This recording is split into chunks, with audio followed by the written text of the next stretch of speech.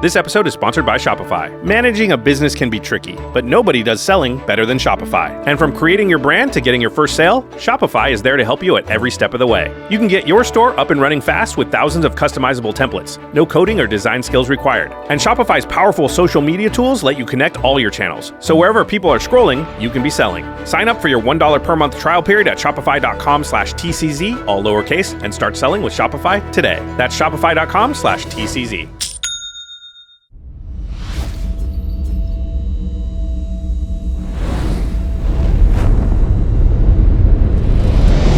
Greetings, humans. You have entered the Command Zone, your destination for all aspects of Elder Dragon Highlander. Enjoy your stay. Hello, everybody, and welcome back to another episode of the Command Zone podcast. I'm your host, Rachel Weeks. How's it? It's Josh Lee Kwai. And today we are talking about the brand new, just released, beta launch of the Commander brackets. Brackets, they're here. Who knew that they actually were going to come to fruition? I'm stoked. Yeah, I mean, I was half expecting they would never happen, and then the other half of me was like, it's going to take a lot longer than it took. So yeah, kudos to everybody involved. I'm excited to be testing. Worth mentioning, the Commander format panel worked in conjunction with Wizards to make this happen. Josh and I are both on that panel. So we were some of the people who were contributing to the ideas that went into the creation of this. But it was a huge team effort, and everybody's hands are sort of all over it. Yeah, and I got to say, the experience so far among the Commander format panel has been great, and I think all the discussion has been really good and intelligent.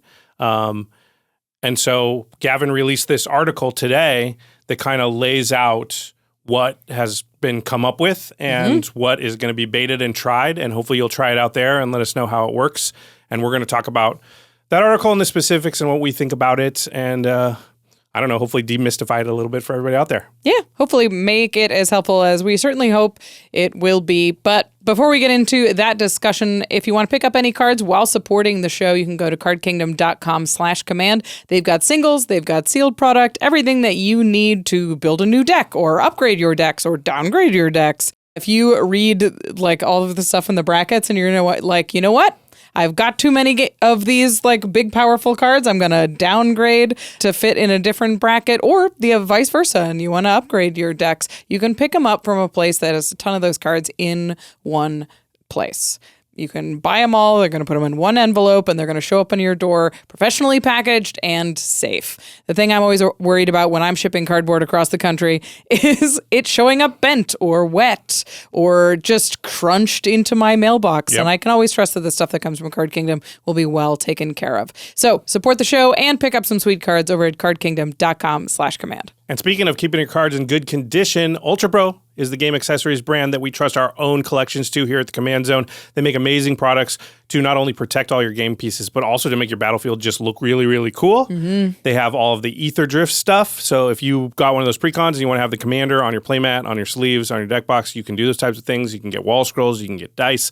They have really cool binders. They have their Mana 8 line, which we love, and is really good if you're going to live events like Magic Cons because it's perfect for signatures. Ultra really has you covered no matter what you want to do as far as game accessories, and they make really high quality stuff. And also one of the great things is if you go to the website, again, ultrapro.com/command, they have discounts all the time. So you can often find, binders at a discount or sleeves at a discount and things like that. And I tend to visit it like once a week just to see like what are they discounting right now, because I might just take the opportunity to pick something up that I need, because you kind of always need certain things, right? Yeah, I always like to have at least one sealed package of sleeves in the house. Yeah, you never know when you're going to draft or, and I feel like I'm always misplacing the last packet of sleeves. So like just having one handy. Yeah, exactly. So ultrapro.com/command.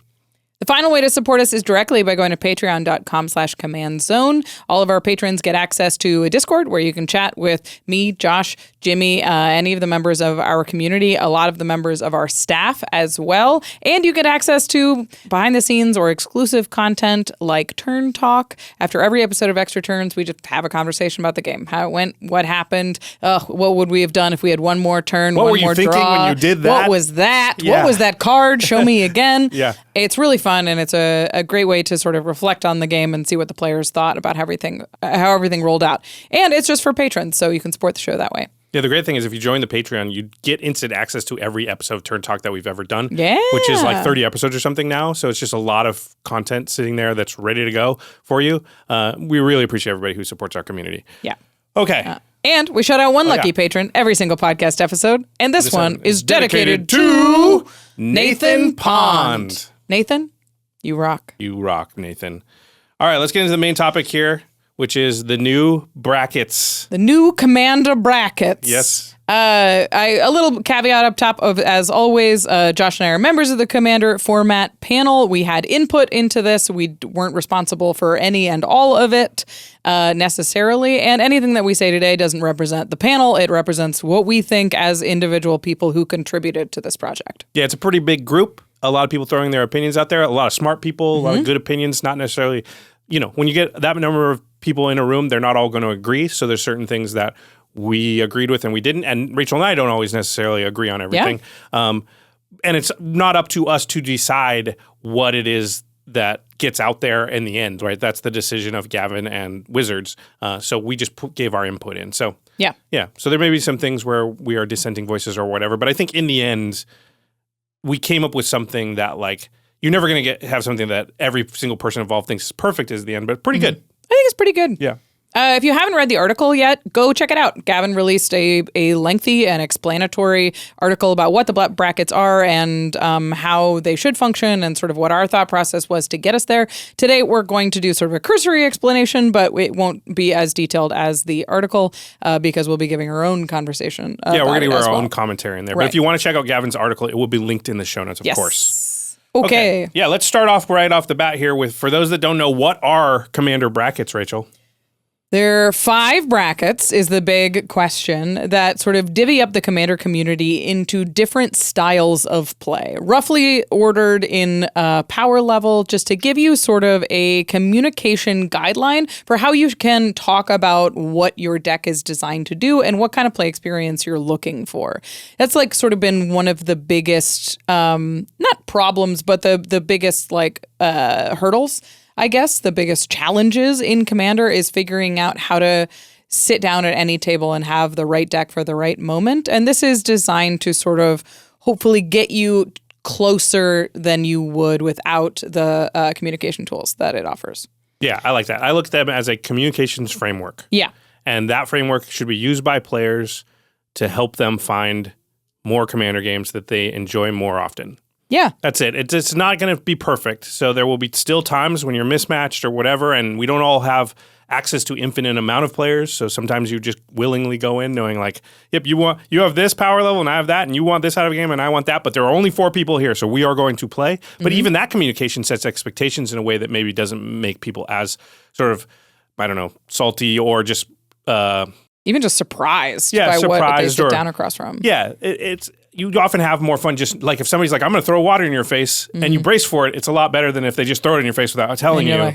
Yeah, exactly. And why are we doing that? In one instance, it might be really funny for you to okay, do it. And the other might be really shocking to you and you might get upset. So yeah, I like the fact that it really is just a way to talk about the game of Commander to try and, meet each other somewhere. Mm-hmm. Yeah, I like to think of it as lines in the sand where we all get to decide sort of where you stand, and you can move the line or you can stand half on one line and half on the other, but at least we all have kind of the same lines. Whereas before we're kind of all comparing at different baselines where my 7 is not the same as your 7. This says this is roughly what a 7 looks like. Right. Okay, well, we're going to dissent a little because I believe there's still a lot of gray area, which is fine. I think gray areas are always going to exist, which is totally fine. But yeah, for me, this really is just a way to have a conversation, and the whole creation of the brackets and everything is an excuse to just have that conversation for everybody to kind of try and calibrate to something that's similar at least. So I think it's ultimately a good thing. Oh, for sure. I mean, the other thing that this does, I think, is it spells out some of the unwritten rules of Commander, where if you're new to the Commander community, maybe you come from another section of Magic, or maybe you've never played Magic before, it says some of the expectations of the social contract in Commander at certain levels, where previously it's sort of been understood by the community that we don't play mass land destruction, and we don't do this, and we don't do that, and that Commander is too much. This spells it out a little bit more in ink. It's not perfect, but it gets some things written down. Yeah, and I think one of the important things about the brackets in general is there's no right or wrong, right? If you play in 2 and somebody else plays in 3, neither of you is right or wrong. That's just what you prefer. And there is a place for every play style that's preferred to exist. But it's when you want two different things and you don't communicate about it, and then you show up, that's when there are problems. So it's like, I'm totally cool with like comboing off on turn 4, and that's not the type of game the other person's looking for. Well, if the conversation never existed, then somebody's going to end up upset in the end of that one. Yeah. Yeah. So I think that's the important thing too, is like people have a tendency to think like, this is where I play, and that's therefore the right way to play. There's no right way or wrong way to play. It's just we should all agree in this game right now, what we're about to do, we're probably trying to aim for this, right? And then if somebody's like, I don't think that's right, I think it's this, at least you're having a conversation now. Yeah, I love that. Let's get into it. All right, let's talk about the first bracket. It's bracket 1, Exhibition. So the way that these are all broken down is they have a certain number of deck building restrictions or lack of restrictions to them, and then there's sort of a description of this expectation of the social play at this bracket as well. I'd say there's a little art and there's a little science. So there's a little art and a little science. Yeah, so there's a description of just sort of like, that's the art part of like what, the style of this bracket is. And then there are some like actually quantifiable guidelines as well. Right. So bracket 1, the quantifiable stuff, the deck building restrictions, let's call them, are no mass land denial. Yep. So in the article, they delineate this as like Armageddon type things that blow up multiple lands, as Winter Orb type effects that keep lands tapped down, and like Blood Moon effects or mana changer effects like Contamination as well, that say your lands don't tap for the colors you think they do. Then there's no game changer cards. Now this, we're going to get to it, don't worry, but there is a list of cards that they're calling game changers, and that list, I think it's about 40 cards or so, will be referred to multiple times throughout the brackets, and we will talk about the game changer list and go through it in detail after we talk about the brackets. But just know, bracket 1, any game changer card, anything from that 40 card list cannot exist in a bracket 1 deck. You know what? I'm talking about this in absolute terms, which is already kind of wrong. Yeah.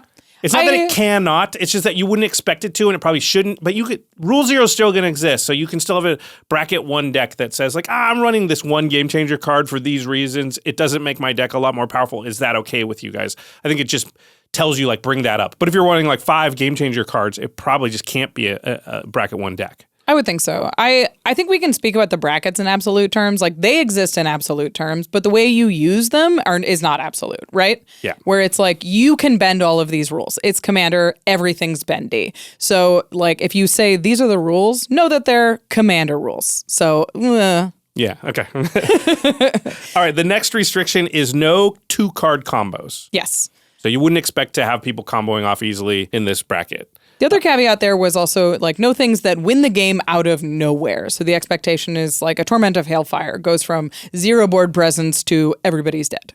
Yeah. The next deck building restriction is no extra turn spells. So in this bracket, you just wouldn't expect anybody to cast a Time Warp. Yeah. I mean, that's sort of about game clock and just social expectations. Yep.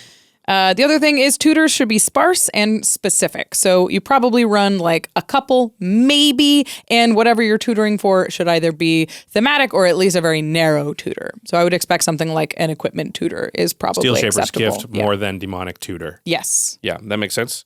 And then that was the science part, right? Like these are like, okay, quantifiable things that we're going to recommend here. And then the next points are the art part. Yeah. This is the style of this bracket or the feel of it. And we would expect more heavily themed decks in this bracket. Things that are like, what's the theme of your deck? Well, every character has a hat or something like that. Or even everybody's from the Weatherlight, or like heavily themed focus decks that the point of the deck is the theme. Right. Grandma got run over by a reindeer. Great. And that the priority of that is not like, I want to make a deck that wins and also has incidental reindeer cards. Yeah. It's like, no, I want to put a grandma in a submarine and then run over something else. Yeah. Because submarine is definitely a vehicle. Oh, wait, grandma's got to get run over. I got to put a reindeer. Yeah. Sorry. It's a reindeer in a submarine and run over grandma. Yeah. I would also consider this one too. I could picture a deck that's like a highly undersupported mechanic or an undersupported like creature type. Yeah, something that's like crazy. You never see this. So I tried to make this deck. It's not really trying to win. It's just trying to demonstrate, hey, this mechanic exists, remember? Yeah, and I think like like birds have very well supported, very solid commanders that can support the bird strategy. But if you're like, I'm doing an oof deck, and you're like, the oofs don't really work together, and I'm sort of doing the best I can, this would also fall under the exhibition category. Right. Birds is probably not a bracket 1 deck. That's what I mean. Birds is a little higher, even though you think it's cute. It has supported commanders. Makes sense. Yeah, and the last note we have here is that decks in this category will be rare. They're not the kind of decks that like everybody has. In fact, I think Gavin mentions in the article that like he has never built a deck from this category. And I would never naturally do it. I've done it for the show, but it's not my style to build these types of decks. So, you know, there will be certain kind of players that sort of do this more, but in general, it's very possible that a large number of people just never even have a deck that's in the bracket 1.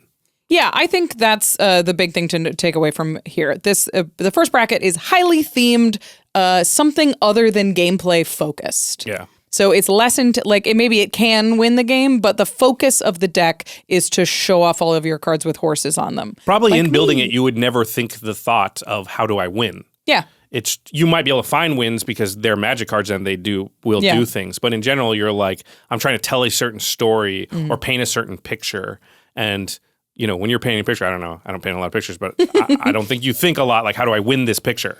Yeah, it's more about showing off a thing you made, which is why I think the exhibition's really nice. This is like, we're not really playing. It doesn't really count. We're just showing off something wonderful. Yeah.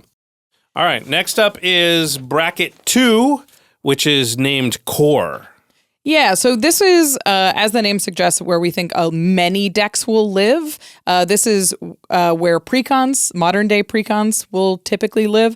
I think a lot of older precons are probably a little lower than this, or certainly on the low end, where modern precons are designed to be a little bit more functional. But let's talk about the science end of it, the deck building restrictions. It is basically the same as the first bracket without that theme restriction. Yeah. So again, it's going to be no mass land denial, no game changer cards, no 2-card combos, and the extra turns should be very minimal, and not designed to be looped. Right. It's not like, hey, no extra turn spells, but like you shouldn't be casting one into another for sure. The goal isn't to like play a Time Warp, recur a Time Warp, play a Time Warp, recur a Time. Like obviously that's a little outside the power level of this bracket. But casting one extra turn spell in the course of your normal game is probably fine. It's probably fine. Yeah. The final point is tutors should, again, be sparse and specific. So we're not shooting for a win with tutors. It's probably more of a toolboxy or like a very narrow type of tutor. Find a synergy piece or a good card draw engine or something, but it's not like tutor for the win every single time, and I know exactly what I'm getting all the time. Mm-hmm.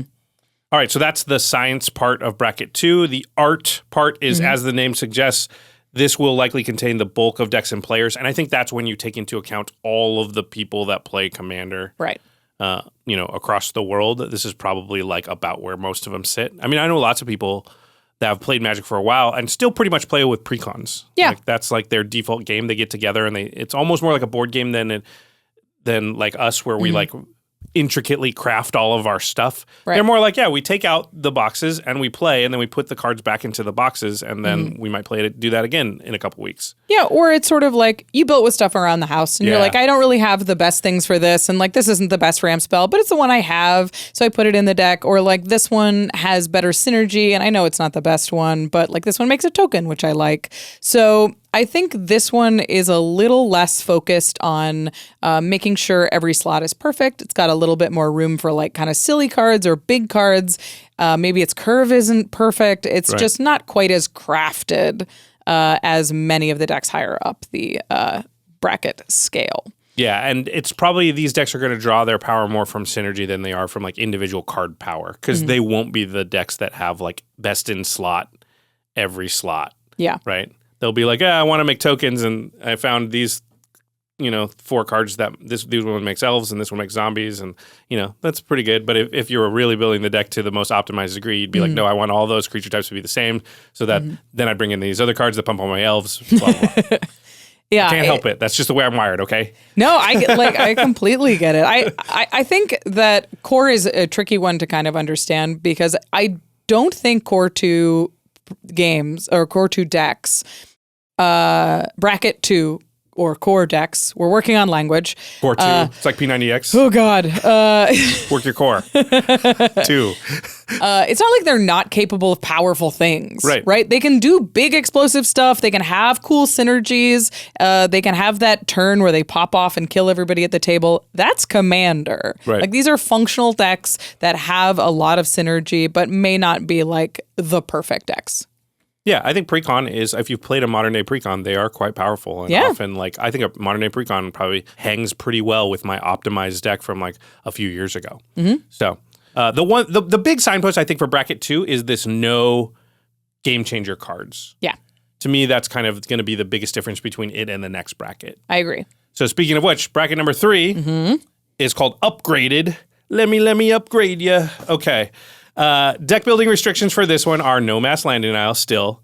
Now, there's the big difference. Up to 3 game changer cards. Okay. So now, and again, we'll talk about the game changer list at the end of the bracket discussion here, but there's 40 powerful cards on that list, and it restricts you. You can have up to 3 of those in a bracket 3 deck. Yeah, so that's a big jump. It's like, okay, we're starting to spend some more money. We're starting to have some more specific card choices. Yeah, and some of the most powerful cards that are, playable in Commander, you would expect to find at least a couple of those in the decks in this bracket.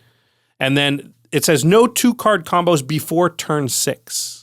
Yeah, I think the expectation here is like there can be some amount of combo in this category. You're probably not using the perfect tutors to get them out as fast as possible to execute like the best combos in Commander. Like I don't think you're like Demonic Consult, Thassa's Oracle in this pod, but you could expect like the Blood Bond combo or some of the like bigger infinite combos, infinite combats I think are like possible here. Yeah. I mean, this is a place where some of the gray area is going to come in, right? Because no 2-card combo before turn 6. Does that mean I can just tutor for the piece and wait until turn 7 to cast it?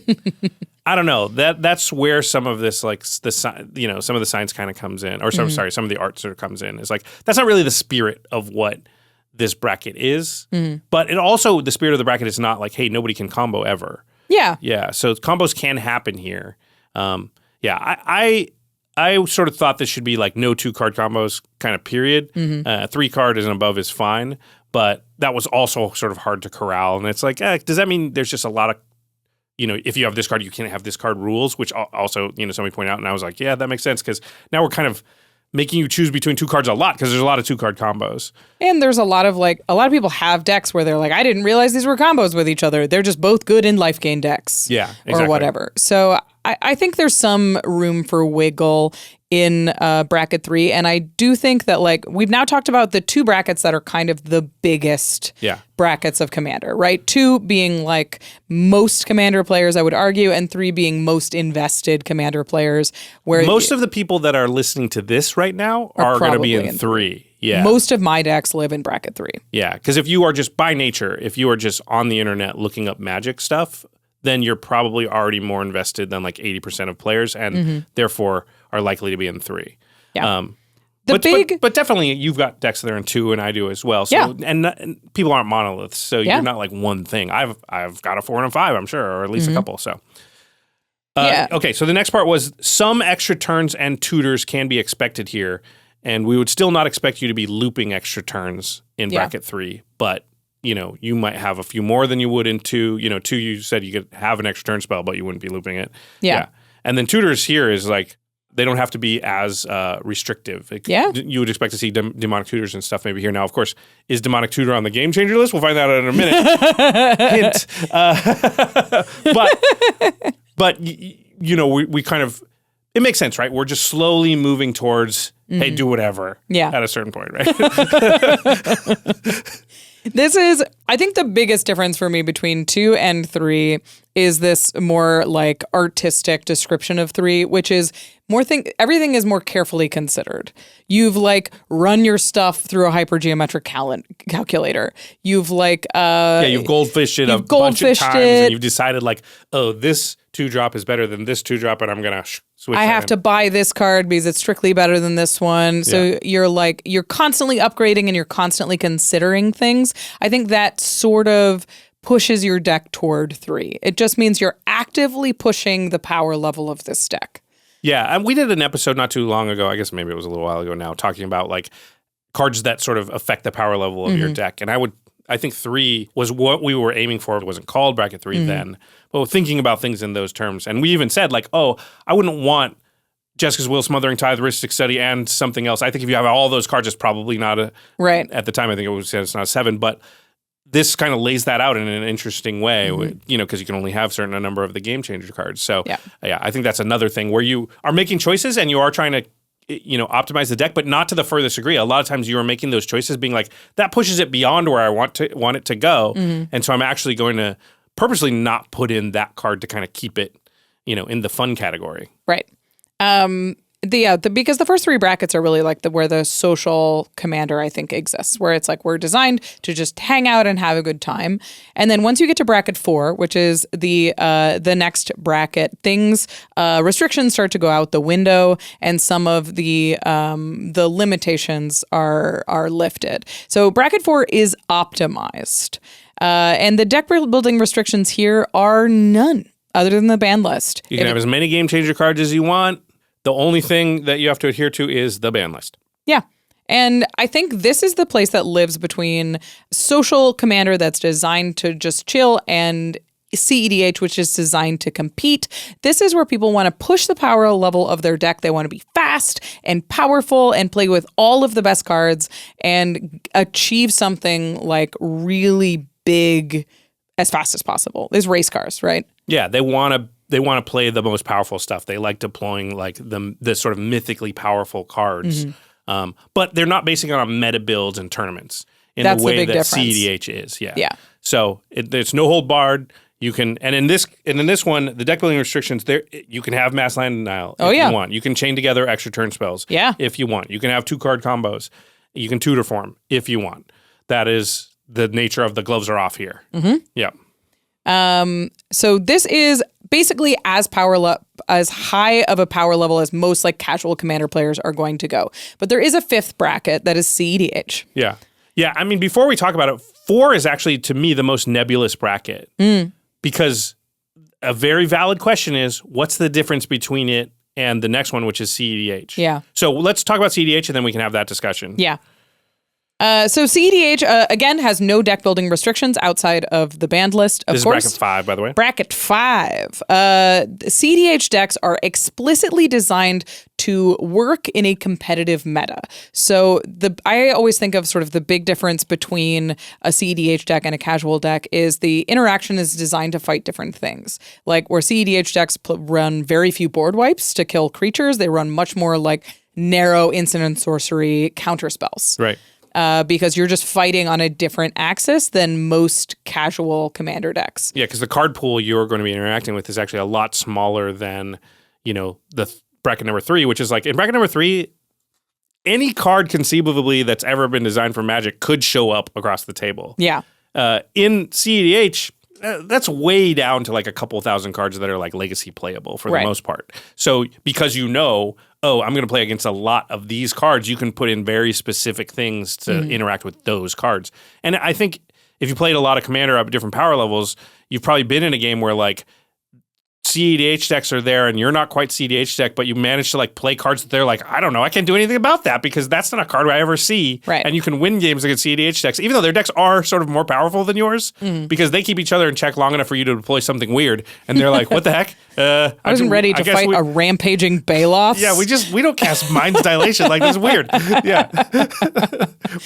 The other thing about cEDH that's worth mentioning is they do have sort of a different social expectation where there's pretty strong rules as it comes to like concession or about spite plays and about like how you can interact with your opponents in terms of like politics and deal making, and it's all sort of to hold to this like tournament because they might be playing for stakes for a prize, whereas somebody playing in bracket 4 is still playing just for bragging rights or whatever. Yeah, the expectation is that like every move that you make on the table is to better your chances of winning. And if you do something to spite another player, that sort of goes against the social contract of a cEDH game, where it's like you're just hurting that person because you're mad about it. It's not because that's actually going to give you a chance to win. Right. So that I think that expectation is very different from 4 as well. That's interesting. Okay, so yeah, that cEDH has always sort of had the advantage of they've always had a very clear delineation of like their rule zero conversation is baked into their format. They know everyone sits down to play cEDH. There's not a lot of whining about what anybody does, and nobody at the end of it goes like, well, you didn't tell me you were playing X, Y, and Z cards, and that's and they don't whine about it in the way that a lot of casual games end up, right? Where they're like, oh, geez, you had a Fierce Guardianship and a dual land. Those were just way powerful than my deck. I want to play something different. So they always had that advantage. How do we address this idea that the 4th bracket optimize is for as far as deck building rules, the same as cEDH? How do we know when we're in 4 and we're not in 5? I think it's the social and dynamic. Like, I think you can build a really, really powerful +1/+1 counter deck with tutors and combos and everything to find it to assemble like an infinite +1/+1 counter combo. But that kind of combo isn't necessarily as viable or as fast as what cEDH is doing. So like you can build a very powerful combo deck but it just sort of isn't considering a meta that will be faster and will have like counter spells, tons of them. So I think it's just what kind of interaction you expect in the game is a big difference, where I would expect bracket 4 to be a little lower on interaction and bracket 5 to be much higher. And that expectation that it's like, we're here, we're going to behave like this is tournament Magic. We're going to play seriously and we can still hang out. Like cEDH is still fun, and not every cEDH game is about the tournament. But it is about like playing as well as you can and not sandbagging, and you're just trying to win. Yeah. Okay. So. It's interesting. We should say one of the things Gavin says in the article is that like the goal is not that you only play within your bracket. If you've got a bracket 3 deck, that you just go around and you're like, you got bracket 3, you got bracket 3, and if they say no, I got 2, you would never be able to play that person. The goal is that you know where everybody sits, and you can usually play about one bracket away. So a 2 could play with a 3. Or other 3s, and they would know they were a little bit disadvantaged, but the gap shouldn't be so large that that's just a non-game. Whereas 2 brackets away, a 1's probably not going to be able to hang with a 3, and a 3's probably not going to be able to hang with a 5. But a 4 with a 5 should be okay.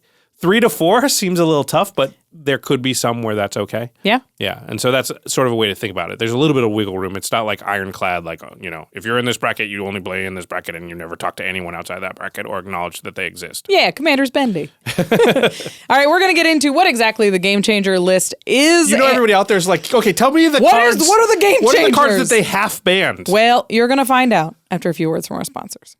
Hi there, I'm Renma, Creaking Nest, but you can call me Friendma because all I want to do is make bird tokens for everyone.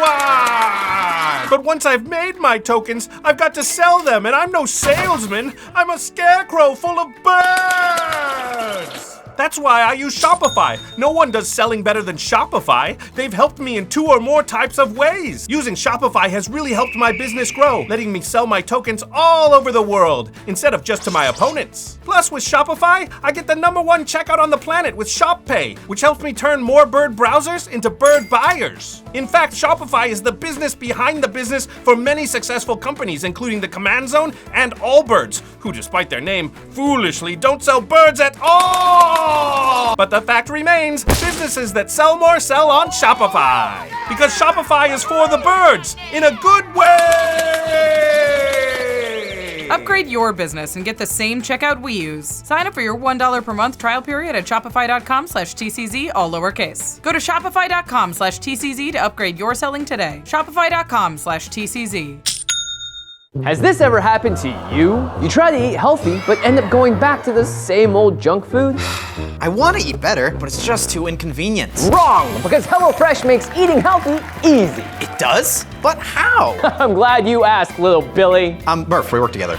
With HelloFresh, all the hassle of eating healthy is handled for you. They send pre-portioned ingredients for delicious and nutritious meals straight to your door. That saves you both time and money. There's no grocery shopping and no eating the same thing over and over. HelloFresh has 50+ dinner options to choose from each week. Their biggest menu ever, with meals to fit your wellness goals or diet, like calorie and protein smart recipes. My favorite is the pork chops with mushroom marinara. Look at them taters, yummy. And if you sign up now, you'll also get breakfast for life. That's one totally free breakfast item in every single HelloFresh delivery. Plus, when you subscribe using our link, you're directly supporting everyone here at the Command Zone, including poor little Billy here. Still Murph. Click the link in the description or use our code and get 10 free meals plus free breakfast for life from HelloFresh. Again, find that link in the description. One breakfast item per box while subscription is active if you're in the US. Outside the US, the local discount will apply. Hi there, I'm Redshift. You know, there's nothing more important than love. And I love going fast! That's why nothing gets my heart racing like my RAYCON wireless earbuds! I don't have time to take an hour-long pit stop for dead batteries when I'm zipping through my favorite podcast at triple speed! But with RAYCON's quick charge function, 10 minutes gets me an hour and a half of juice! That's the kind of fast I'm looking for! Plus, their latest model is better than ever! They got 32 hours of battery life, multi-point connectivity, and all sorts of sweet activated abilities! Heck, these earbuds even come with active noise cancellation, which is great when you've got to block out engine noise! Vroom, vroom!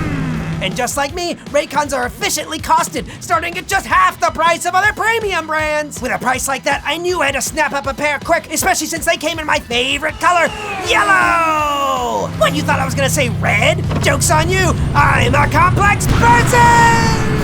Go to buyraycon.com/command to get up to 20% off site-wide. That's right, you'll get up to 20% off everything on Raycon's website, including 20% off all headphones too, when you go to buyraycon.com/command. Again, that's buyraycon.com/command. You browsing for some new tech? Yeah, I'm building Tiamat and ARCHIDEKT. Ooh, how about Zergo and Ojutai? Did you just drag and drop that card image directly into your deck? Yep, with ARCHIDEKT, you can drag and drop card images from EDH, Rec, or Scryfall directly into the deck list. No typing required. That is so cool. Ooh, okay, check this out. I'm gonna drag and drop Dragon Storm into the deck, and then boom, I'm gonna drop a bunch of dragons on the battlefield. A 9-drop, huh? Seems ambitious. It was just for the pun. ARCHIDEKT is the best place to browse, brew, and playtest commander decks. Just go to archidekt.com/commandzone to get started. That's ARCHIDEKT.com/commandzone. All right, we are back. We are talking about the newly unveiled beta version of the Commander bracket system. It's here. It's here. We're bracketed. We're doing our best. And Okay. now it is time to get to Yeah, we're looking for the list. There's a lot of papers here. I found it. Okay. I found it. I got it. All right. Okay. So we know the biggest question as we were going through what the brackets all are, they referred to in many cases the number of game changer cards that you're sort of allowed to have. Mm-hmm. Specifically bracket 3, you can have 3 of these, and then past bracket 3, you can have as many as you want. And before bracket 3, you're not really supposed to have any cards from this list. So what is the list? And I think of it almost like the restricted list in the old days of Magic, where they didn't. There were certain cards they banned and said, those are too powerful, you can't play them. And then there were some, because it used to be a 60-card format only and you could have 4 of everything, that they said, hey, you can only have 1 of these. Soul Ring fell into that category, Demonic Tutor, Wheel of Fortune, Regrowth for some reason. But this is, I think, kind of similar, where it's like a half ban or some percentage of a ban. It's not like fully banned. You can play some of these, just not a lot and not all at once. Yeah. It's just considering your density, especially in a 100-card. Maybe it's like a sort of halfway point or a midway point to like a point system too. It's like comparable to like Canadian Highlander, where it's like there's a point system for certain cards and you can only have above, however many points. This is sort of in that vein, I would say. I think so. It's a little bit easier to parse because none of these, they're all worth the same, but it's less complicated for sure. That's the idea. Okay, so let's read the game changer list. I want to say that in Gavin's article, again, will be linked in the show notes, he does go into an explanation about, if not every single card, most of the cards. I think every single one. But the explanation why they're on the game changer list. What the reasoning is behind having them on the game changer list. And listen, this list is likely to elicit strong responses for certain cards from some of you out there, and we should reiterate, this is a beta. It's still a conversation. This is not the end of the story. Things can definitely move around. So this is a big thing that's being tested too, Yeah. is this initial list of cards. This and like the number of game changer cards in bracket 3, like maybe 3's right, maybe 5's right. Yeah. All of these could change, but it's based on feedback from you. which we'll talk about at the end, your best way to sort of respond to this, to try it out and to, give the feedback back. But anyway, I just want you to temper your response because, again, this is a thing we're trying out that we're just asking people to try out. All right, let's read the list. Alternating? Sure. All right. Drannith Magistrate. Enlightened Tutor. Sarah's Sanctum. Smothering Tithe. Trouble in Pairs. Cyclonic Rift. Expropriate. Force of Will. Fierce Guardianship. Rhystic Study. Mm-hmm. That one hurts. Thassa's Oracle. That one doesn't hurt. Urza, Lord High Artificer. Mystical Tutor. Jin-Gitaxias Core Augur. Bolus's Citadel. Demonic Tutor. Imperial Seal. Opposition Agent. Ugh. Turgrid, God of Fright. Speaking of The black ones are brutal. Yeah. Vampiric Tutor. Ad Nauseam. Jeska's Will. Underworld Breach. Gaia's Cradle. Survival of the Fittest. Vorinclex Voice of Hunger. The One Ring. Trinisphere. Chrome Mox. Grim Monolith. Lion's Eye Diamond. Mox Diamond. Mana Vault. Ancient Tomb. Glacial Chasm. The Tabernacle at Pendrell Vale. Ugh. Kinnan Bonder Prodigy. Eureka the Tiger's Shadow. Winota Joiner of Forces. And Grand Arbiter Augustine IV. You'll notice the last 4 are legendary creatures. That means in bracket 3, you can have a Grand Arbiter deck, but you would expect to have only 2 other Game Changer cards from this list in that deck. Right. So that's the initial list. That's the beta list of Game Changer cards. So remember, these are the ones that, if you put them in your deck, you can only have the 3 to be in bracket 3, and then 4 and up, go nuts, follow your heart. And in 2, none of these. 1 and 2 is none of these cards. 1 and 2. Yeah. 1 exists. Yeah, sorry, my bad. 1 exists. Showing my bias. That's a list. Josh, do any of these stand out to you, or were you shocked by any of these? I don't know about shocked. I mean, Rhystic Study obviously is a card near and dear to my heart, and I still don't believe it's that as bad as, I don't know. It doesn't seem the same to me as Gaia's Cradle, let's say. Sure. But hey, listen, we jockeyed around and argued about these for a long time. The list was often a lot longer and sometimes a little bit shorter, and I think everyone did their due diligence to try and make it the best list that they could. And as I said, I don't believe with that amount of people that you're ever going to get to a list that I bet right now there's not a single person that agrees with every single one of these and says there's nothing that should be added, right? I agree. Yeah. Yeah. So we got to a place that I think is reasonable. Yeah. Right. And that's why it's pretty smart at that point to be cool, we're close, we hope.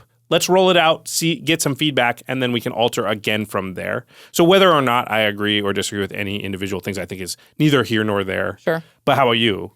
Yeah, I mean, I don't think any of these jump out to me in particular. Enlightened Tutor is interesting because Worldly Tutor isn't there. So that is an interesting line between these two. Yeah, I remember making that point and being what gives? Worldly is almost better. I think it's because Enlightened Tutor just finds more combo pieces. Its ability to find artifacts is better than finding creatures, but I don't know. Creatures are pretty good these days.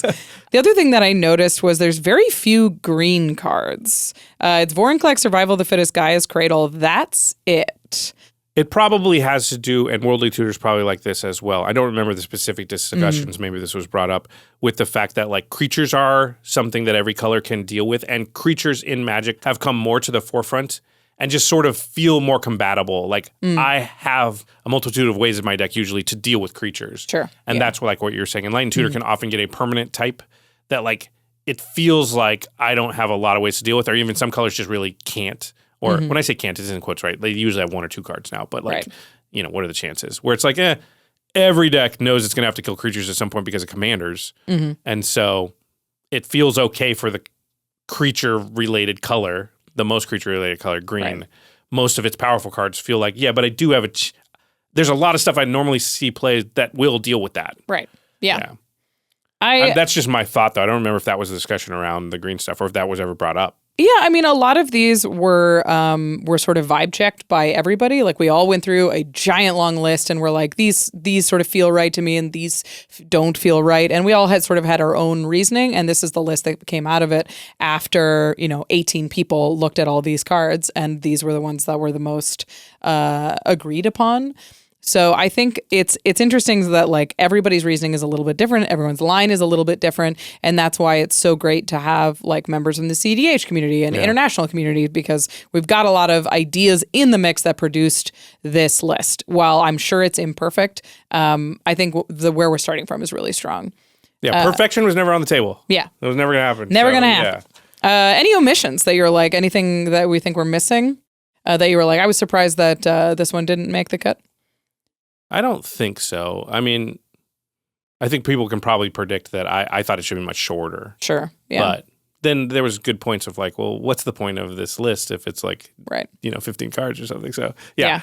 How about you? Is there anything that you thought definitely should be on it that isn't, or anything that... The big one that I saw that I don't think... I understand why it's not there because of the way that we did it, but I think Teferi's Protection should probably be on this list. That's a really good point. It's a very, very powerful effect, and I think it gets underrated constantly. No, you convinced me already. It's Jessica's Will's on there. Jessica's Will's on there. Teferi's Protection should be on there. Yeah. And for me, it's like one of those cards that I don't put in decks of a certain caliber because it's just that kind of card. So you're like, am I going to be playing this deck against decks that can deal with the Teferi's Protection, or that feels equal to their power level? And that feels, it feels up there with most of the cards on this list. I think that was the big one, and then just the lack of green cards was very was interesting. I don't think it's wrong, but I think it's interesting. Mm-hmm. The next question we wanted to tackle is just like, who are these for? What is this for? What's the point of the brackets? And I think that's a really good thing to talk about here. Is that like you don't have to use them? Yeah. If you're playing Commander and your playgroup's having fun, you almost don't need this at all, right? Because everyone's adjusting to each other, and that's fine.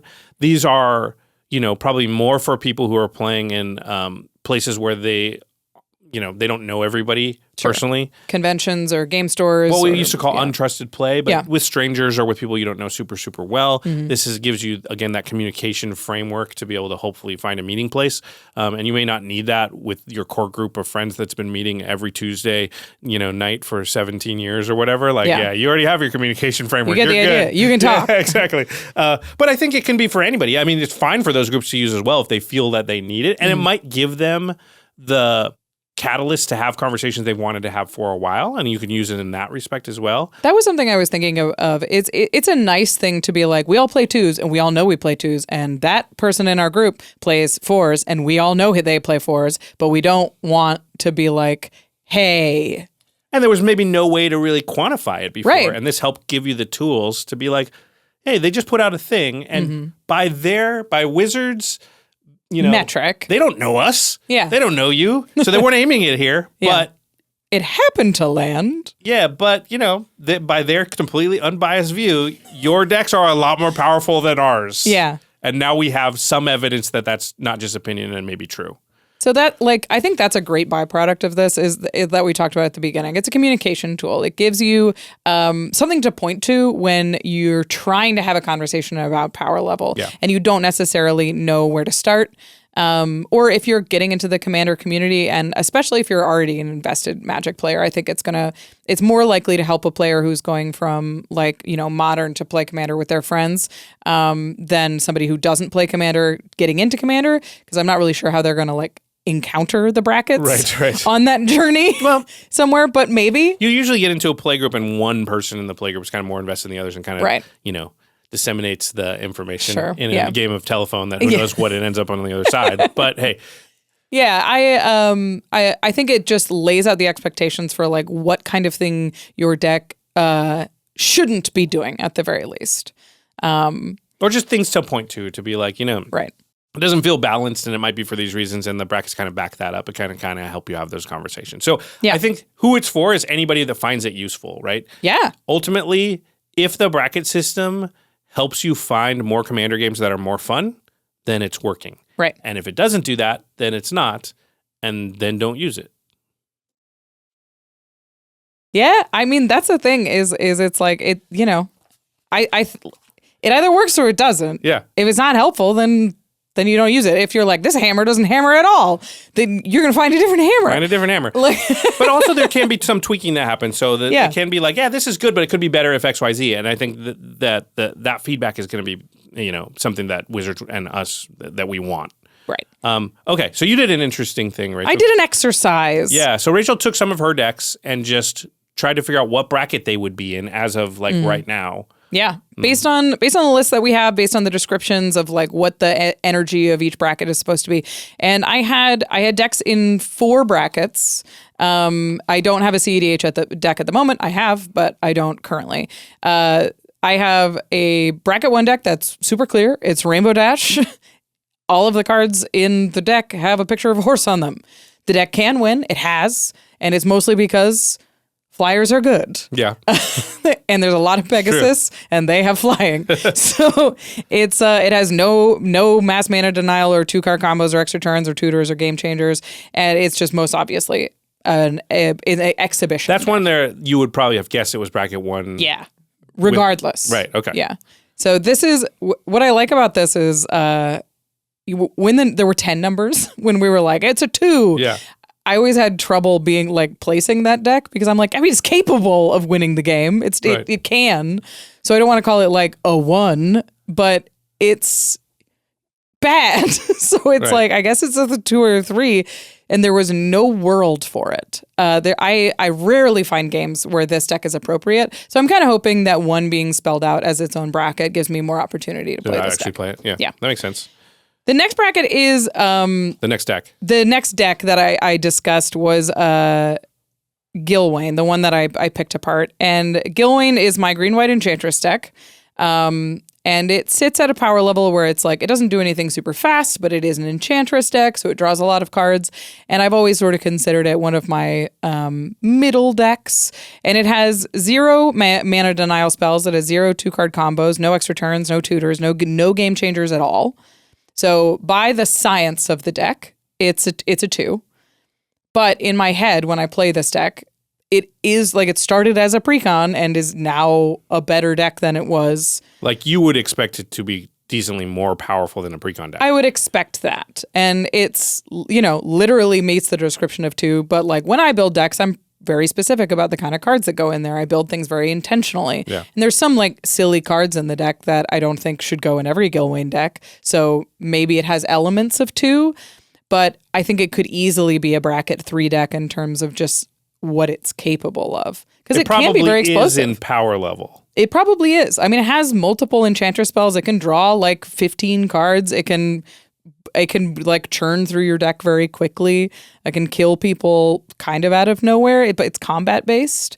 So all of these things I'm like considering outside of the science part of the bracket. And that's where I think the 2 and 3 brackets get very blurry for me. Is a deck like Gylwain, who I always considered being like a pretty good, pretty functional deck, but I guess doesn't literally have the card quality of more powerful decks. It's just very synergy focused. Yeah, as an Enchantress deck, you would expect to be. I mean, that's going to be one of the issues with brackets that I don't know is solvable. Wasn't solvable really with the 1 to 10 power level scale. Same problem. Right. Which is just like, if you go by power level with these rules, there will be ways to purposefully circumnavigate this system. For sure, there's going to be like decks that can be cEDH and meet the criteria of a 2. I bet that'll happen. I bet that can happen.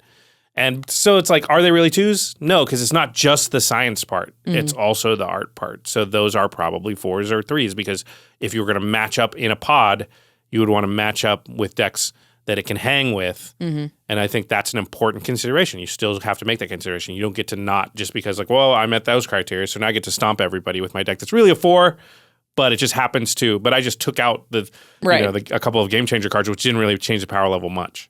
Right. I don't want I think the worst thing that the brackets could do is remove people's critical thinking about their own deck. Yeah, it's one of my big worries about the whole thing. Right. Is like, you're going to put it into ARCHIDEKT and it's going to spit out a number, and you're just going to be like, cool, it's a 2. It's a 2. And then just get clean conscious, play it against all 2s all the time, all you want, and you just know in your heart, like, it's not fair. Like, this is not what the bracket system was trying to do. Right. Yeah. And it's really hard for the brackets to sort of quantify Every why that possible... like why that deck's powerful, Yeah. right? Like, what are you going to list all the enchantresses? Of course they're good if you put 1,000,000 one-drop enchantments in your deck. But you start getting into needing to do weird things like, well, this card only if these other 3 cards also exist with it, and it's like impossible. It's like, impossible. yeah. So you have to use some intuition for me to look at this deck and be like, it's a 2, but I think I would still consider it a 3 just because of the way that I deck build and the way that I especially build this one.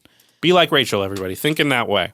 Okay, let's talk about your next deck, which I deck- know is very good. It is a very good deck, and this is my Dragon's Approach deck. Yeah. And this is one I was very curious about when the brackets were getting finalized. It is no mass mana denial, no 2-card combos, no extra turn spells. It technically has 25 tutors because it has 25 Dragon's Approaches. Do those count as tutors? I don't know. I mean, to Strictly. Yeah. So, they're supposed to be like, scarce and not. they're But in 3, it's fine. yeah. I don't know. There's 25 tutors. I need 5 of them, so maybe there's 5 tutors. It has 1 game changer card. It has Jessica's Will in it. And which means the final bracket that it winds up in is 3 because that has the 1 game changer card. Which ends up being correct, I think. I think it's correct. the deck's a 3, but the problem is you can do the thought experiment where you're like, you take the Jessica's Will out of that deck, it's equally as powerful as it is. Like, that doesn't, in my mind, Jessica's Will or no Jessica's Will has no effect on the power level of the deck. Yeah. But it would technically now be a 2 just from 1 card coming out. Right. And what I really don't want people to do is be like, okay, I'll cut it. Now it's a 2 and I'll play this like, and then we know is a really powerful deck. Yeah. And then we have all of these like precons. Like tiny cEDH segments at the top of every bracket where it's like you're trying to push the power level What's the most powerful decks that exist within this bracket that follow the rules?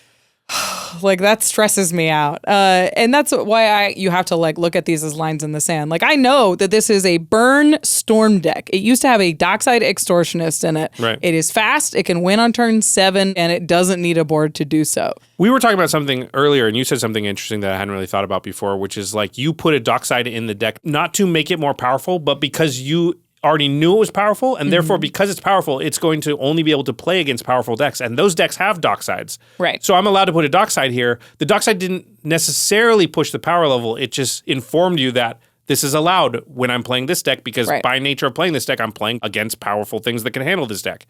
Yeah, that's I hadn't really thought about in those terms before, but like that's interesting and makes you kind of almost rethink the Game Changer list a little bit.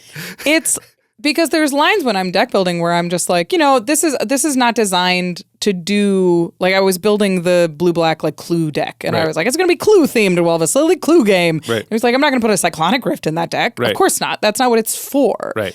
But if I was trying to push it to be, a combo deck, or I was trying to like make the plan better or the card quality better, then of course you start introducing other like more powerful cards, because suddenly you're at the tables where it's appropriate. And something I've always struggled with as a deck builder is trying to find the right, have decks that are appropriate for tables that exist. Yeah. Especially that exist in my life. Like, obviously there are tables for every deck everywhere, but you don't play a lot of cEDH. I had 2 cEDH decks and I never played them. So I took them apart because I just didn't have that table didn't exist in my life. Yeah. So having a Dragon's Approach deck that like is this powerful, I need it to either be appropriate at the tables that it's appropriate at. So it has the Dockside, it has the Jessica's Will, it has the fast mana, or I need to gut it to the point that it's a 3 or a 2 where it's like appropriate for some tables that I actually play at. And the card choice is a lot to do with that. It's kind of like you pass a point of no return where you're like, well, I'm only going to be able to play this against really powerful decks, so I may as well lean into that. Right. Yeah. Once you get over a 4, you're kind of like, all right, well, now I can put the mana crypt just go full 4. Yeah, we can do the thing. Interesting. Okay, so that one was a 3. Next is kind of your most famous deck. It is. Also a very good deck. It is a very good deck. This is my Phelddagrif deck, and it is a silly deck, but it is a powerful deck, and it has very powerful cards in it. So again, it has 0 mass mana denial. It has 1 2-card combo. It has an infinite mana combo. And then it has additional 3-card combos. So the deck is a combo deck. It is designed to do things infinitely. It runs Intruder Alarm. It has 0 extra turn spells, and it has 2 tutors to find the combo pieces. It has 4 Game Changer cards in it. Interesting. Which is a lot. Technically, you'd be a 4. Technically, this deck is a 4. Yeah. It is a very bad game plan to be a 4 is an interesting thing that I'm dealing with, where I'm like, the plan for Phelddagrif is like to give you infinite hippos and then either steal them or punish you for having infinite hippos. Right. And The game plan's not as bad as you think it is. Yeah, I know. Intruder Alarm's a good card. Yeah, I've seen it work enough that I don't think that's really that bad of a really, plan. Yeah. it's a good, like the deck works Yeah. because I've spent so much time on it. It also has a Karuga restriction, so there are no cards with mana value 3 or less, which is very interesting that it has 4 game changer cards on it. The fact that it crosses the line into 4 because I'm running the free counter spells, I think is the big difference. Because Karuga doesn't allow just regular counter spells or ones that I would regularly allow. So I run Fierce Guardianship and I run Force of Will in that deck because I can only run expensive counter spells. Right. So it pushes it into bracket 4, and now I'm sort of stuck with this weird situation that I've often found with this deck. Actually, is it's literally a bracket 4 deck, but the goal is to be like kind of fun to play against and kind of like do a group hug thing. So maybe I should consider cutting some of the higher like card quality and rein in the power more than I have been with the deck. Yeah, I mean, or it's just one game changer card is gone. Yeah. And then you're solidly a 3, and it is just a strong 3. Yeah. It's a weak 4 or a strong 3, and honestly, it is. It's a strong 3. Like that's where I would put it. Yeah. I probably wouldn't push it to 4, but if it is for 4, it's a weak 4. It's a weak 4 for sure. But it's there. It's like it's in that pocket. Right. So it's not like the system didn't work. Yeah, that's the interesting thing about it is like it does say what it is, and how I've described it in the past. Yeah. Where it's like this is a deck with a bad plan that uses good cards to get there, and it's like here are the good cards. The bad plan is sell though. It's not a bad plan. The plan works. The plan gets it done. It regularly accomplishes the plan. Yeah. It does. So, like I feel like most of the times I see that deck play, it does the plan. It's not like that plan's so crazy it'll never happen. No, it happens. So it just is a strong deck. Yeah. But it feels to me like bracket system totally worked on that deck. As far as like you are right on that line, and it would be easy to push it in one direction or the other. But it's also easy to be like, I have 4 game changer cards, and it's a strong deck. It's not. Yeah. It's not strong for a 4, but it's strong for a 3. Right. I can take a game changer card out if you want. Yeah. You know, or we can leave it in. You know, I think in most cases people are like, cool, I'll play my strong 3. Yeah. You know. It's also had like as many as 6 game changer cards in it, and I've cut some of them back already, recognizing that pushed the power level too far. Like I recently pulled Smothering Tithe and Ristic Study out of it in the last couple of years, like before this list was together. But it lives in a very interesting space. All right, there's one more I wanted to talk about, and this is the deck that I think is my forest. Of your strongest? The one that meets the bracket 4 the most is the Rakdos. My forest. It's my forest. It's her Rakdos deck, and it's a forest. It's a forest. Her most like a 4. Like a 4. They got FOUR hyphenate EST. Yeah. It's my forest deck. Not it's confusing. Rakdos, Lord of Riots. It has, again, 0 mass land denial cards, 0 2-card combos. It does have a number of 3-card combos. It runs 5 tutors, 2 of which are game changer cards. It has Vampiric Tutor and Demonic Tutor in it. And the final bracket for it is technically a 3. Yeah, that's really interesting. Right? It used to be more powerful. It had Jeweled Lotus, Dockside, and Mana Crypt.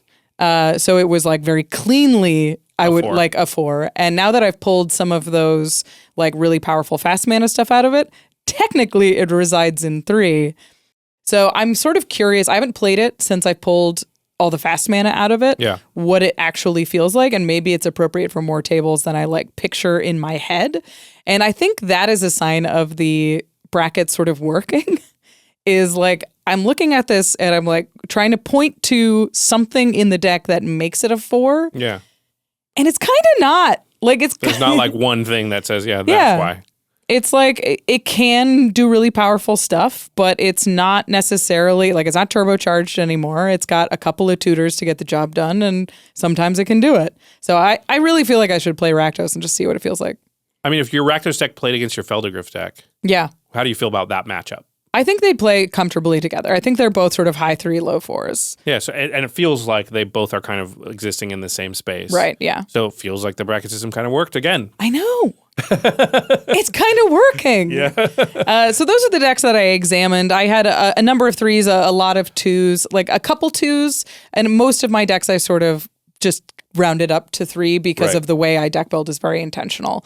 Yeah, that's my question is like, I have 27 decks and I'm pretty lazy about like updating them online. Yeah. Because I build the initial deck online, but then usually swaps and cuts and changes are like, this card came out, it goes in this deck, I buy it, comes in the mail, and I look through the deck real quick and I go, oh, yep, it's going to replace this card. And then I replace the sleeve, and then there's no record of that having happened.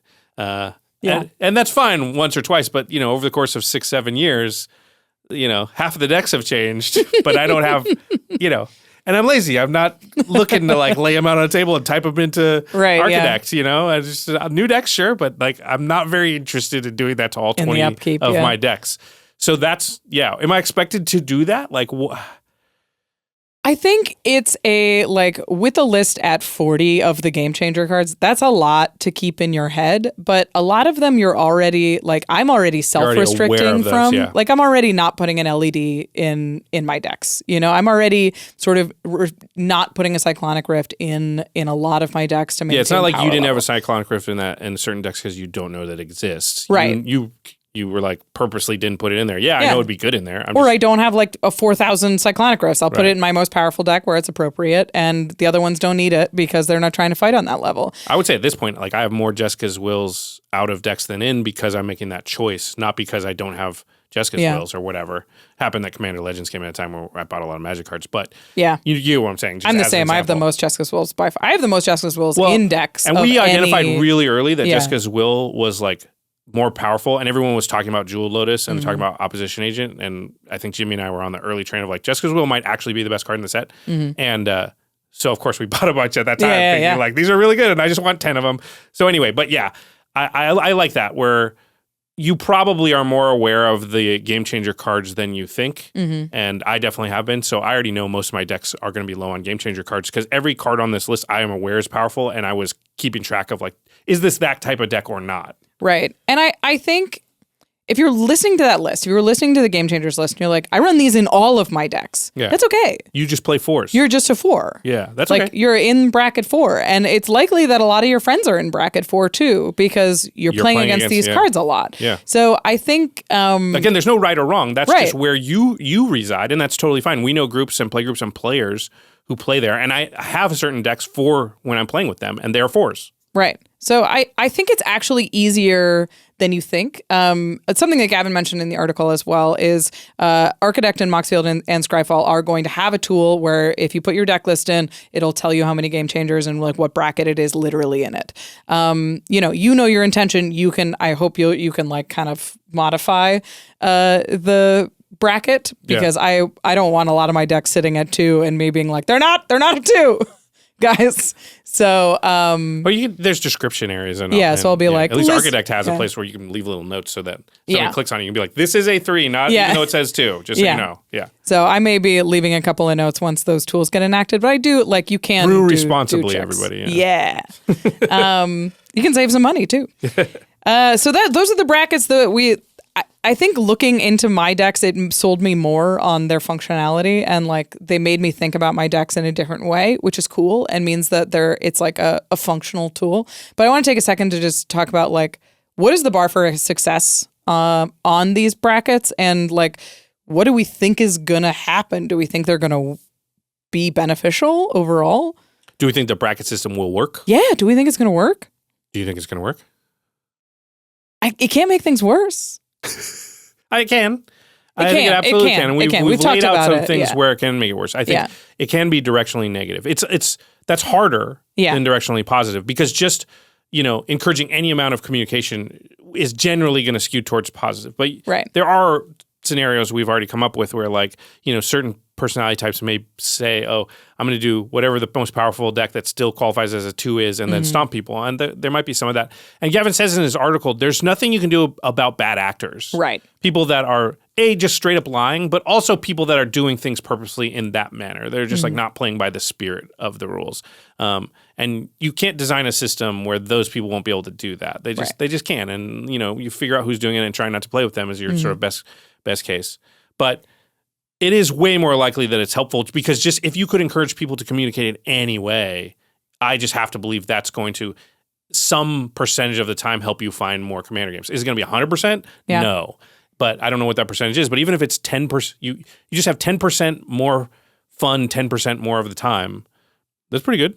I don't know what that number is actually going to be, but... Something I think about is like I look at these and I see a game store that has like numbers across the wall, or like where we got a 5-pod, a 4-pod, a 3-pod, or this guy's looking for a 3.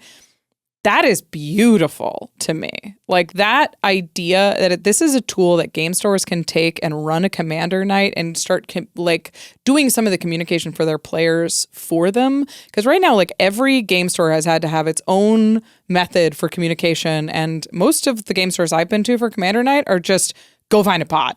Yeah. And if you can find a table and 3 other people, you sit down because there is not space and you just figure it out with the people that you're across from. But I love this idea of like going to MagicCon and like, here's a 4, this table's a 4 and you get a general idea and you hope it works out.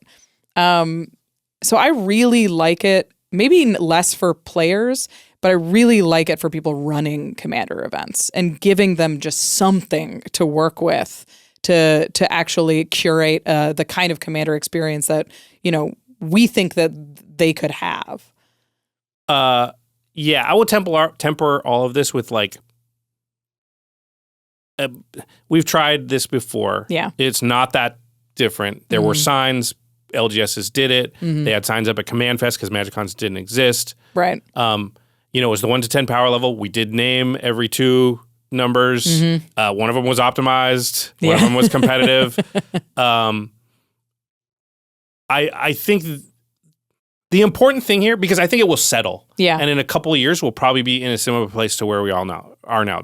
I just think that's probably realistic. Sure. But I think the important thing is like having the conversation often enough that the conversation occurs so that people... It's like the sound of this is not going to be loud enough to carry 2 years from now or 3 years from now. And so we need to have this conversation again at a certain point to just keep signal boosting this sound of like, this is the way we talk about Commander so that we find fun games. And then over time, it's going to get diluted down to just like, what are you, 3? 3, okay. Like that's what's going to happen. That's just natural human tendency, and there's going to be the people who like try and skirt the system and everything else. But then we have the conversation again and we get into the nitty gritty of a little bit of the specific and we talk about the art a little more than the science. And that's the moments where like everybody kind of recalibrates and you get a nice moment where, everyone is on the same page somewhat, or at least knows what, the talking points are and what the slang and the language is. And then, you just have to upkeep that. You have to keep doing it. You can't just be like, we did it, it's done, it's solved forever. That's not realistic. Yeah. I think just already in like the last few weeks, just thinking about looking at this system and trying to apply it to my own life, I think it actually has helped. I think I look at Rakdos and I'm like, maybe I need to look at pushing the power level of this or walking it back and trying it in my regular playgroups. Maybe I can do that because of, what it used to do, but it doesn't look like that anymore. So I think having the language and having the framework to look at your decks in sort of a new light with a new measurement is overall beneficial, and I really look forward to people giving feedback because we know it's not perfect, but perfect is not a reasonable expectation. Is positive. It directionally positive? I think and so. And then the feedback of how can we make it better, I think is also useful. And one of the ways to give that feedback is to just comment on this video. Yeah. Definitely, like we'll be paying attention to it, and we can feed that information right back to the format panel. And also, Gavin's very accessible, and a lot of people on the panel are as well, so you can talk directly to them. Yeah. Before we go, you wrote down a question. It's probably my favorite question of the whole thing. Yeah, let's do it. Which is, how does this affect the ban list? Oh, I love it. Because, I don't know. This is so first of all, it introduced a list of 40 new cards that are like at the top of the power threshold of Commander. The half ban cards that are or sort whatever. of that are restricted. There you go, restricted. That are game changing. Yeah. And so that does one thing. It has this sort of like paddling pool. Like we can maybe be able to to introduce some of the cards on the ban list back into the pool at large, and maybe they'll be restricted to the right tables, maybe. So that means like this is the first time that I've looked at now that we have the bracket system, I do feel like it is possible to try Dockside Mana Crypt Jeweled Lotus on the Game Changer list. Right. And they only really go in the 4s, or you can have like 1 or 2 of them in a 3. Yeah. And it feels like that's totally fine from a power level perspective, and isn't going to unbalance the game any more than playing a lot of the Guy's Cradle or something is. Right. Yeah. And there's a whole bunch of cards on the ban list that are near enough to the line that you can foresee it's possible to just push them down into the restricted, the Game Changer list. Sure. Yeah. I mean, I look at Recurring Nightmare and I'm like, I could absolutely see a Recurring Nightmare on this like list.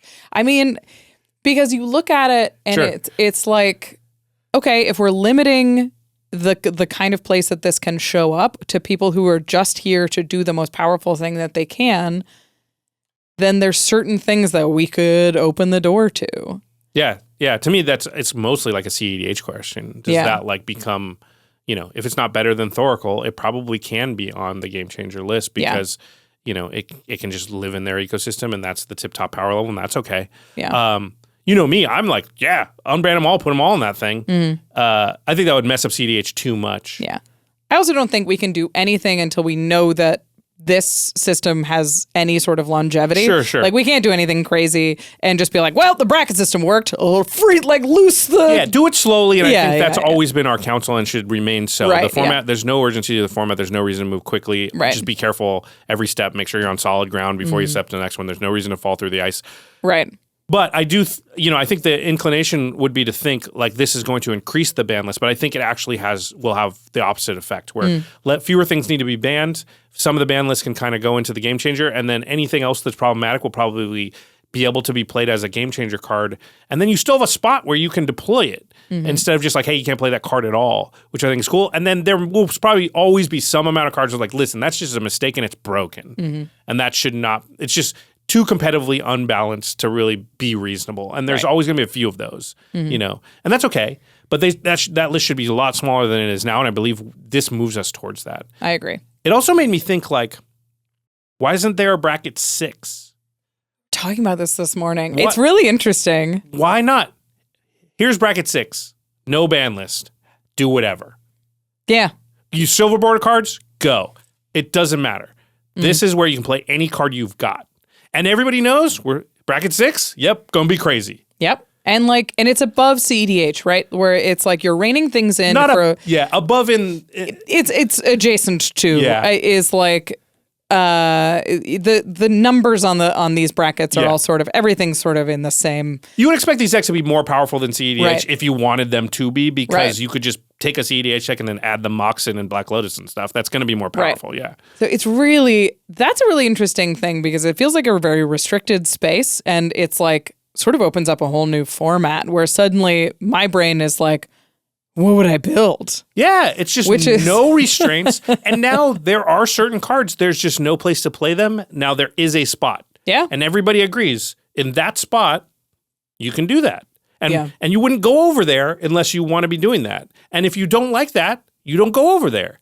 And that's totally fine. Yeah, to me, I'm like, I'm pretty excited about bracket 6. Not that I'll play it a lot, but I want a bracket 6 deck. Yeah, wouldn't that be sick? I'm like more interested in that than in cEDH because I'm like, okay. Yeah, but it can't be cEDH because you do cEDH. They're going to play for stakes. They're going to play for prizes, and you have to balance for power level. Yeah, this would be cuckoo bananas, ridiculous. But just like on a Saturday night, like it's the end of the night, like everybody got to want to pull out their bracket 6 deck. Yes, we do. And you're like Black Lotus. That's sweet. That's like Cube almost. That's sweet. Yeah. Yeah. So, I mean, just the idea of that makes the bracket system like pretty great to me. It's like, it's opening up new avenues for more cards to be played ultimately. Hey, I love that. Yeah, I think just giving any sort of guardrails, because Commander's always been sort of black and white, where it's like, this is banned and this is unbanned and everything else is like these are black and all of this is white. You can do anything in here. And then there's cEDH, which is a little blue dot. Yeah. But like the fact that we can sort of introduce some gray areas and spell out some of the gray areas, and some of them are a little squishier and a little blurrier than we would naturally expect, but some lines have been drawn with this. And for me, that just has to be better. And the fact that it's like the 1 through 10 system has never been delineated by wizards. Like, this is the people who make the game. Yeah. This is like, they have all the emails. You know what I mean? Like, they have the greatest budget for communication to like make a tool like this actually functional. Whereas like, you know, as a YouTube channel, you can be like, here's the 1 to 10 system that we use, and here's the 1 to 6 system that channel uses. Right. There's been a million different tools that have been introduced that are all sort of alongside each other. And suddenly Dad has a rule, and he's like, this is the system. Right. And I'm curious to see if this overrides it, if this like has any traction. Yeah, I think it's absolutely going to have traction. To me, it's like, what does it become in the inevitable months and years that follow? Sure. And it gets kind of diluted and dumbed down to the simplest version of it, which I think has a strong chance to become just the numbers and just the science part, and we'll forget the art. And so we need to have a conversation about the art part of it every so often to just rejuvenate that part of it, because that is the key part of it. When we're talking about it and we're saying like, okay, all that's said and done, you analyze your decks, what do you feel like it is? Right. And sometimes it was what the bracket said and sometimes it wasn't. And go with what you feel it is if you are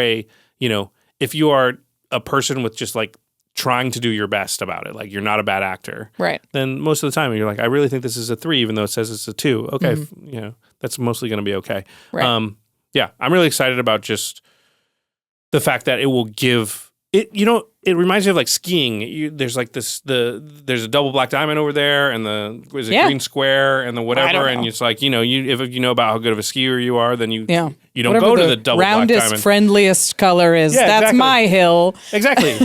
And you sort of know what that means, and you kind of try and go to those spaces. The problem with Commander has always been that like you don't always have all the options available. So what do you do? And I think, just remember, have the conversation and just do your best, and then when you play those games, just give people the benefit of the doubt that they've done their best. And hey, listen, somebody said it was a 2 and it did really broken things really fast. Decks 2s are going to do that sometimes. So just give them the benefit of the doubt that that's not necessarily the norm and they weren't trying to hoodwink you. It just happened. Yeah. It happens sometimes to the best of us or the worst of us. Sol Ring's not a game changer card, and it's still broken. Yeah, he talks about it in the episode for all those people that are worried about Sol Ring. All right, to the listeners, yes, what do you think of the Commander brackets? Were there any cards on the game changer list that surprised you, or their omission surprised you? Yeah, we'd love your feedback. We know that Wizards and everybody on the panel would love your feedback. So leave a comment, tweet at us, whatever. It's worth saying that they're going to do some beta testing for this at MagicCon Chicago. Yep. It's not sold out yet. I know it's getting really close to the date, so if you don't have your tickets yet, it's kind of a tough sell to get you there. But Game Nights Live is happening. It's going to be at the RE Crown Theater at 6 p.m. on Friday. You can come see us there, and hopefully you get to test and try out the new brackets yourself with some strangers or maybe new friends. So come see us at MagicCon. All right, if you want to power your decks up, or maybe you want to power them down, head on over to cardkingdom.com/command. It is the best place to go to get your Magic products, singles, anything at all. You can pick up all your Ether Drift cards right now. You can pick up all the upgrades you need for your deck or the downgrades. Maybe you want to start getting your Bracket 6 deck ready. You want to pick up some of the cards that are currently banned. I'm thinking about just brewing one because it sounds fun. I know. I'm like, we're going to have to do a no ban list extra turns someday because it's a Bracket 6 extra turns. It's Bracket 6 extra turns. Bracket Infinity. That's right. So if you want to get your cards from the best place that is the most professional, that definitely will get them to you the fastest in the best condition. They will also fix any problems, resolve them very quickly. They go above and beyond. cardkingdom.com/command. That's the place you got to go. And if you want to protect those cards, go to ultrapro.com/command to pick up sleeves and deck boxes, binders, playmats, everything that you need just to be a well accessorized and savvy looking Magic player. Oh my gosh. Well accessorized and savvy looking. Well Well, when you're on your Magic job interview, you want Ultra Pro products for sure. absolutely. You want the Mana 8 playmat with the Mana 8 deck box with the Mana 8 tie. Just kidding. Sleeves. I don't always play Magic, but when I do, I play Mana 8. If you're going to MagicCon, they're great to get signed because they're just bright white. They're easy to see signatures and like have people doodle on, and they're just really legible and make really cool Do it for us, honestly, because people will hand you these playmats and it's like 90% black. And you're like, I have a black Sharpie. The whole thing's black and the parts that aren't black are dark blue. And you're like, I'm going to sign it and it's going to look like nothing. I'm going to, they'll hand you a silver Sharpie and it'll barely work. Yeah. And you're just like... So every time you get like a white playmat, a Mana 8 playmat, you're just like, oh, because I can sign anywhere and it'll look great. I know it'll look good. And you don't know how much we agonize over when our signatures look bad. We feel so bad about it. So sad. Like my hands shake when I get asked to sign like a lot, like expensive Magic cards. I'm like, oh my god. I hate that. Yeah. Yeah, and they give you the MagicCon playmat, and you have your spot that you're signing in because it's the one light spot on the playmat, and then somebody hands you a playmat, and somebody else has signed in your Rosewater's spot. Rosewater's name is in your spot, and you're like, Rosewater. This is the Do us a favor. Do us a favor and bring a brightly colored Mana 8 playmat so we can have a beautiful signature for you and it'll look good. You can take it home and it'll be a wonderful memento. You can put it in like the playmat display case that Ultra Pro has as well. It's really cool. So do it for us. ultrapro.com/command. All right. Before we go, big thanks to our amazing team here at the Command Zone. Rachel Kendra, Karina Cruz, Sebastian Salazar, Gaurav Gulati, Jamie Block, Jordan Pridgeon, Jake Boss, Eric Lim, Josh Murphy, Manson Lung, Christopher Batista, Evan Limburger, Sam Waldo, and of course, the ineffable Jimmy Wong. Thanks, everybody. Have you noticed that we have two Rachels, two Jakes, two Joshes, two Joshes, and a Jimmy and a Jamie? Well, yeah, all the time at the office. It's two Rachel, two Josh, Jimmy and Jamie. Yeah, I never thought about Jimmy and Jamie being almost the same. We're close. Well, we call him Murph for a reason. Yeah. We should just start calling Jamie Block. Yeah. Oh, Mr. Block. I don't know if he'll like it. He won't. What's up, Block? Okay, let's pretend. Don't tell him we said this, okay? Don't. Yeah. Shh. They won't watch this. Bye.